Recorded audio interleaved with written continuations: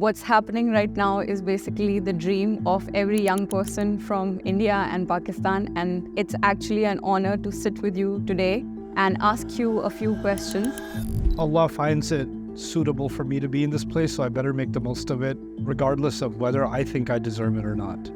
One life lesson that you learned the hard way. It's easy to think that everybody's at the same level of friendship, and then you're equally safe with everybody. You're not. One regret that you do not want to have at your deathbed. Living purposelessly. Like, Allah didn't put human beings on the earth to relax. He put us here to do something with our lives. I think the most terrifying thing to me is losing that drive, losing that sense of purpose. And the young generation has a term called time pass. And we it's not a new term. Time. Oh, yeah. I'm very familiar with time. I was Mr. Time Pass. Yeah. Okay. So do you have any suggestion for the people so that they use their time wisely? I'm probably not the best person to give time management advice overall, because I consider myself extremely lazy. So what's one thing that you absolutely adore about Reverts? I think what I really respect about Reverts is their constant struggle. Do people think they're just going to say that they believe and they won't be put to difficult tests, burning tests? Allah even said that, and these people live up to that, you know? So it's pretty admirable.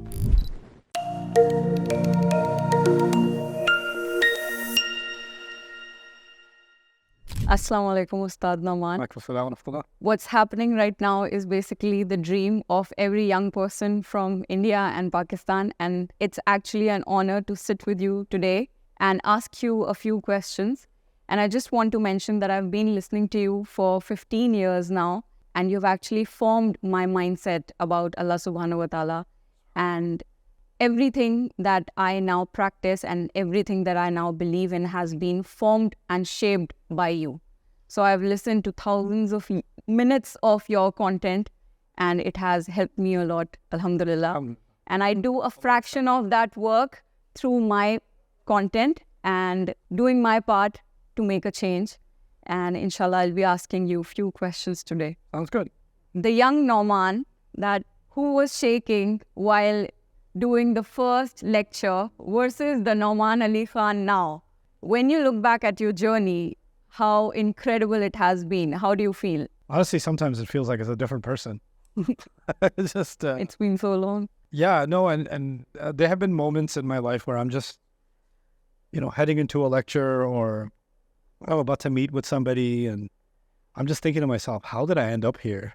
Like, this is not my doing, right? So it is very surreal, but at the end of it all, you just have to accept this strange kind of acknowledgement.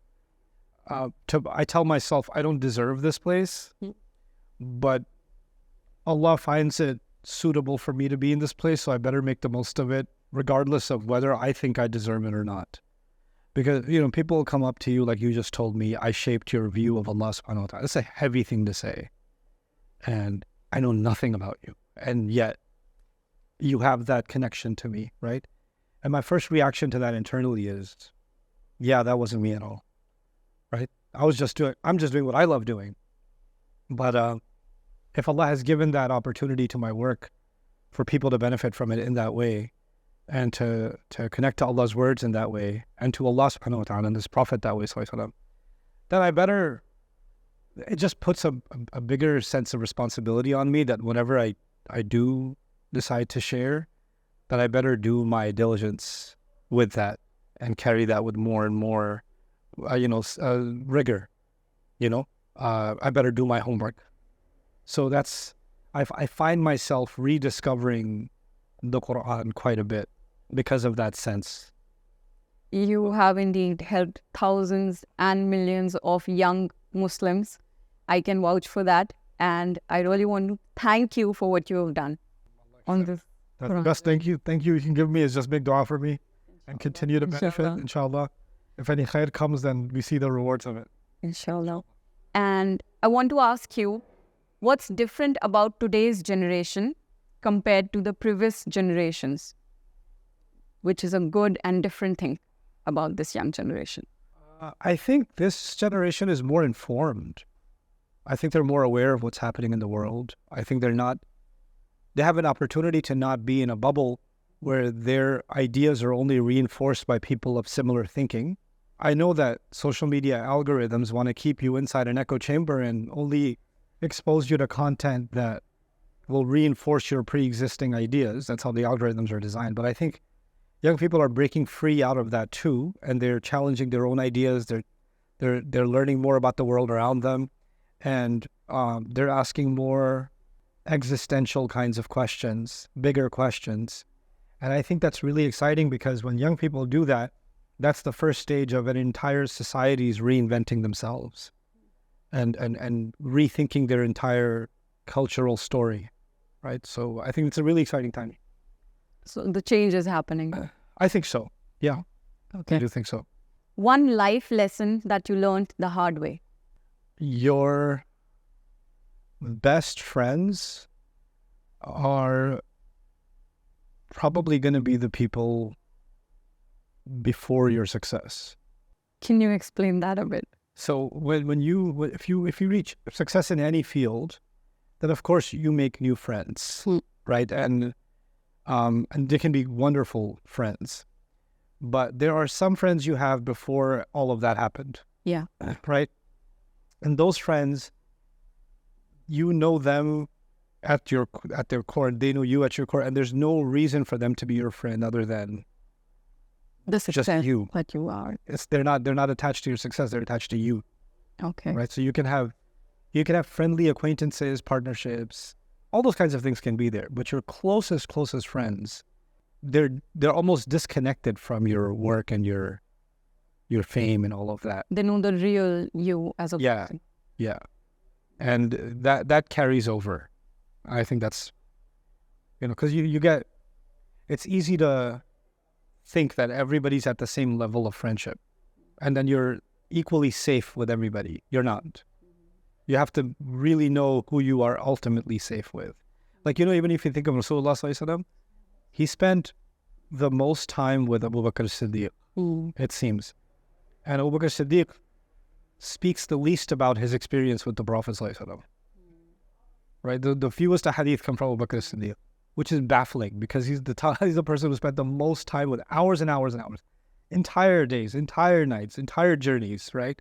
Like, even if he documented or recalled one day he spent with the Prophet Sallallahu Alaihi Wasallam, it would probably be 300 pages of what they experienced. But there's a confidentiality between him and Rasulullah Sallallahu Alaihi Wasallam that stays between them, right? And there's something really powerful about that.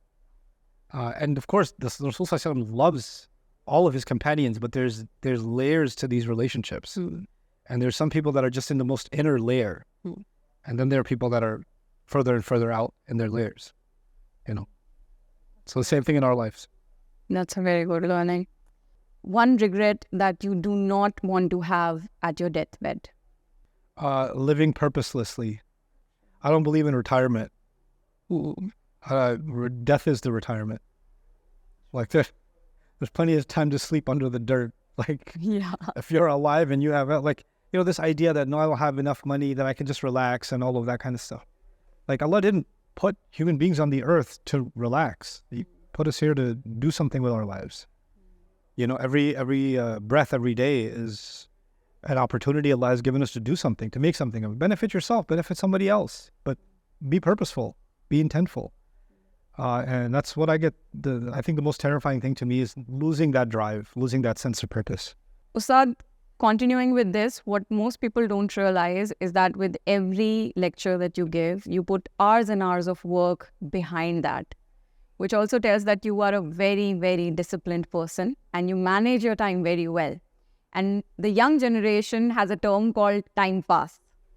And it's not a new term. Time. Oh, yeah. I'm very familiar with time pass. I was Mr. Time Pass. Yeah. Okay. And do you have any suggestion for the people so that they use their time wisely? Okay, so let me be honest first. I don't spend hours and hours on every lecture.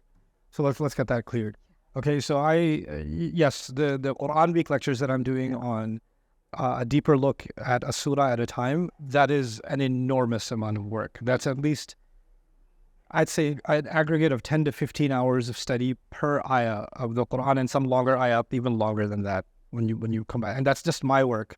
Then there are other team members that are doing the work. So it's quite a bit. The friends that are here with me in Australia, they discovered this to their own surprise. On the way to the Jumu'ah, I'm like, what am I going to give khutbah about?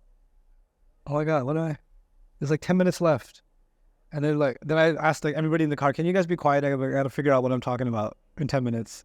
And then, I don't do that because I'm irresponsible. I do that because I put in my work in the study of the Quran, so that I'm just choosing what to take, what I think is most beneficial in that week, right? So, because it's not like I didn't prepare, it's my whole life has been just prep, right? So I'm not preparing for that particular thing. Yeah, so that's my attitude towards certain talks.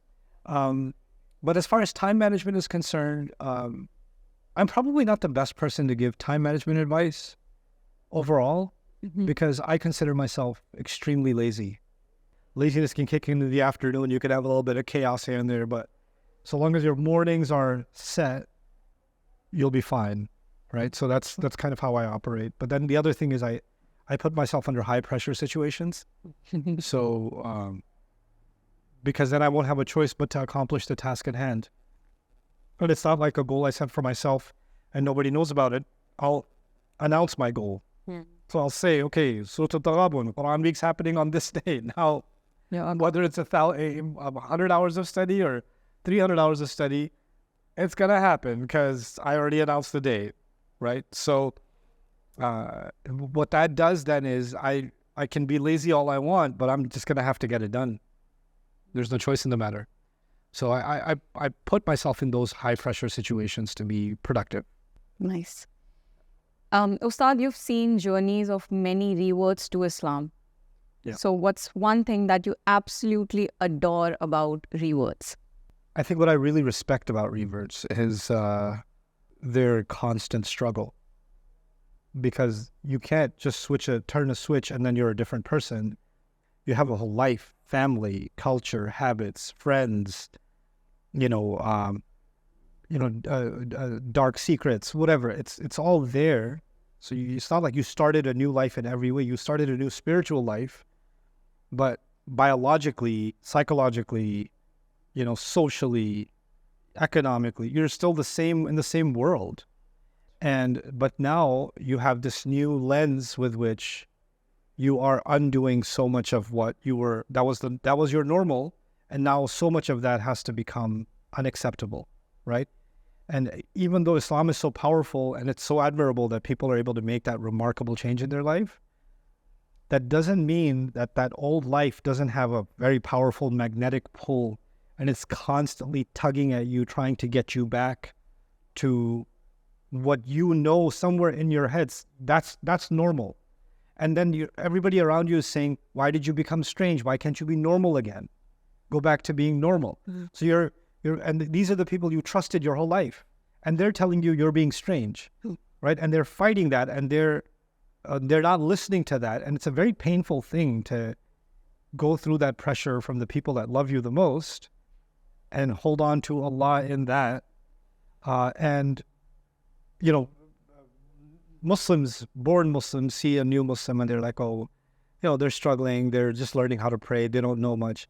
But actually the psychological and the spiritual jihad that they're doing, even in silence, is so much greater than the perfect tajweed and the hafidh of the Quran. Like it's to me, that's so admirable, right? That Allah chooses certain people with that level of grit, that level of mental and spiritual fortitude, that He chooses them to come into this deen in that way. Like He says, Am hasibtum an hasiban nas an yaqulu an yutraku an yaqulu amanna wa hum la yuftanun. Do people think they're just going to say that they believe and they won't be put to difficult tests, burning tests? Allah even said that, and these people live up to that, So it's pretty admirable. Thank you so much for your time, Ustad. Allah aapko iski jazai khair. Ameen. Allah reward you. Allah protect you. Inshallah. Take care. Thank you.